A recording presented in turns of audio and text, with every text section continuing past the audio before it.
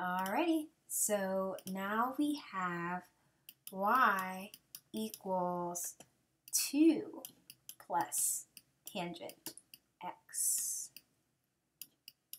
So let's rearrange this a little bit. It's a personal preference thing. You don't have to, but it helps me see it better. So I'm going to rewrite this as y equals tangent x plus 2. Just because I prefer, my outside numbers to the right. So, we're going to follow the steps that we've been following. We know that in order to find the asymptote of a tangent graph, we need to set what's in the parentheses. I know there's no parentheses here, but just picture this parenthesis here. We have to set what's in the parentheses equal to what? Negative pi over 2 and pi over 2. So it's pretty straightforward. X, it's already isolated, so it's by default negative pi over 2 and pi over 2. And then these are our asymptotes, alright?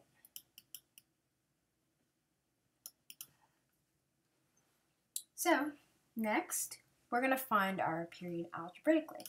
In order to do that, we're going to follow our formula for period, which is pi divided by k. And k is the number before x. We can assume that because x is isolated, the number before x is 1. So pi divided by 1 is pi, and that is our period. Our amplitude. Now, this is where it can get confusing. It's very tempting to think that 2 is our amplitude. It's just the number that we jump to, but that's not the case. The amplitude is 1 because there's no coefficient behind tangent, so we can assume that the amplitude is 1. So that's our amplitude.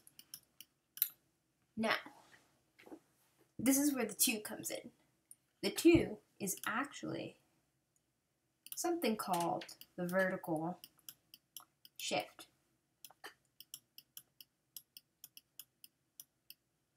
Alright, it's the vertical shift of the graph, which will basically tell us,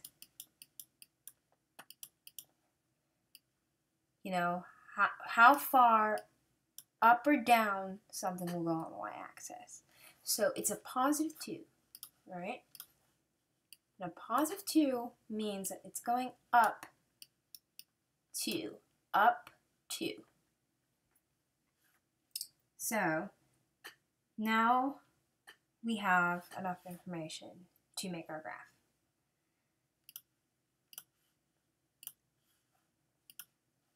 Right.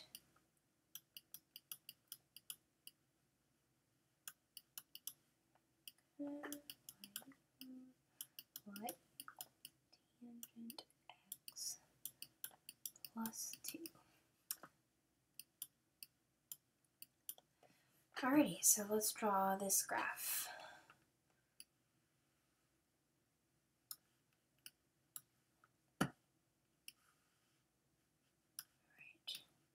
So, another color, black is getting a little boring.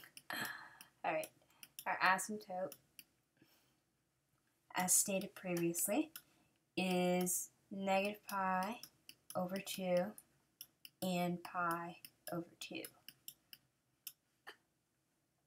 Our period, which was solved algebraically, is pi. Our amplitude is 1, and our vertical shift is positive 2. So, as always, we're going to draw in our intervals, which are pretty straightforward. Alright, So our intervals are pi over 4, and then pi over 2, 3 pi over 4, and pi. Over here, same thing.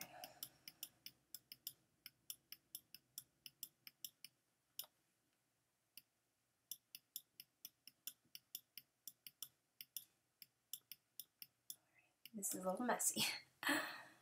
Okay, looking at our asymptotes, we know that they land here.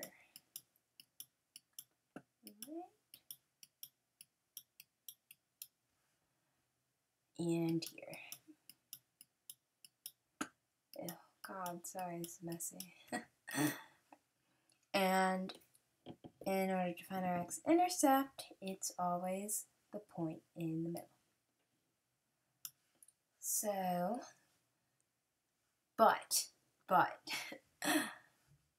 this is where the vertical shift comes in.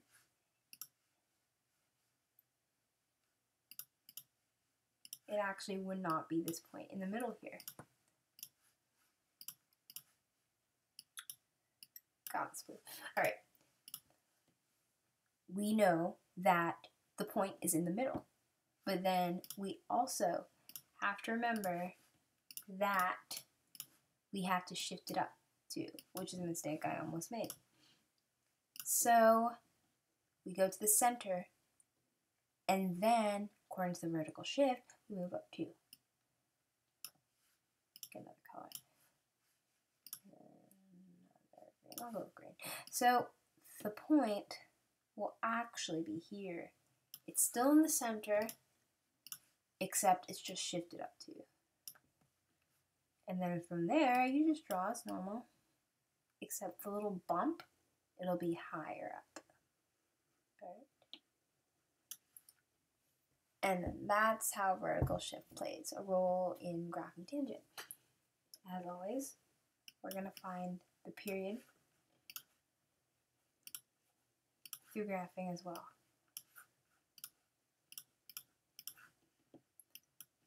We know that it's the distance between the asymptotes, that's our period. So we'd have to add pi over 2 plus pi over 2. That gives us 2 pi over 2. Cancel. And our period checks out. It's the same. And then from there, you have your graph. Hope this helped.